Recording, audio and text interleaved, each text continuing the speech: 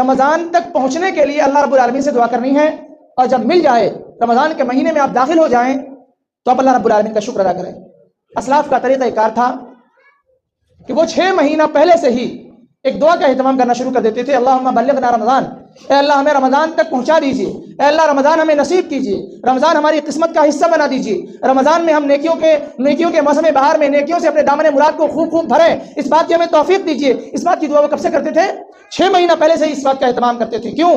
کیونکہ بہت سارے ایسے لوگ ہیں جو ہم سے رخصت ہو چکے ہیں، بہت سارے ایسے لوگ ہیں جنہیں یہ محسوس بھی نہیں ہوا تھا، جنہیں یہ پتہ بھی نہیں چلا تھا کہ اس کی زندگی کا خاتمہ ہو جائے گا، وہ اگلے سال کے رمضان کی آمد سے پہلے پہلے اس دنیا سے رحلت فرما جائیں گے انہیں۔ اور یہ جو 4-5 دن بچے ہوئے ہیں، اس میں بھی کتنے لوگوں کو جانا ہے، اس بات کا بھی جانے والوں کو علم نہیں ہے، اس بات کی بھی جانکاری لوگوں کو نہیں ہے۔ لہذا رمضان تک پہنچنے کی دعا بکثرت کیجیے کہ اللہ رب العالمین ہمیں رمضان کا مہینہ عطا کرے، اللہ رب العالمین ہمیں نیکیوں کا موسم بہار عطا کرے، اللہ رب العالمین ہمیں نیکیوں سے اپنے دامن مراد کو بھرنے والا جو موسم آ رہا ہے اسے ہمیں نصیب فرمائے، تاکہ ہماری مغفرت ہو سکے، تاکہ ہم تیرا تقرب حاصل کر سکیں، تاکہ ہم تیرا محبوب بندہ بن سکیں، تاکہ ہم اس رمضان میں کی جانے والی عبادت کے نتیجے میں جنت کے راستے کو آسانی سے ہم طے کر سکیں۔ اس بات کے لیے ہمیں اور آپ کو زیادہ سے زیادہ دعا کرنا چاہیے، اور جب مل جائے، چونکہ یہ عظیم نعمت ہے، بہت عظیم نعمت ہے رمضان کا مل جانا، اتنا عظیم نعمت ہے کہ اللہ رب العالمین کا ہمیں اس پر خصوصی شکر ادا کرنا چاہیے۔ ایک بہت مشہور واقعہ ہے، 2 صحابہ کرام ایک ساتھ ایمان لائے، ایک قتال کرتے کرتے لڑائی کرتے کرتے راہ الہی میں شہید ہو گئے، لیکن ان کے ساتھ جو ایمان لائے تھے ان کا انتقال فطری موت پر 1 سال کے بعد ہوا۔ کسی صحابی نے دیکھا خواب میں کہ جو شخص بعد میں انتقال کیا ہے وہ پہلے جنت میں چلا گیا، اسے جنت میں انٹری پہلے مل گئی۔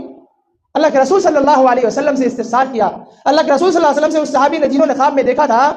انہوں نے اللہ کے رسول سے پوچھا کہ آخر ایسا کیوں ہوا؟ وہ کہ رسول صلی اللہ علیہ وسلم نے اپنا ایک فرمان ان کو سنایا کہ الیس قد مکث ھذا سنۃ، کہ جو شخص بعد میں مرا ہے کیا انہیں 1 سال کی زندگی مزید نہیں ملی؟ اس کے بعد کہتے ہیں فادرک رمضان فصامہ، پھر انہوں نے رمضان کا مہینہ پا کر روزہ نہیں رکھا،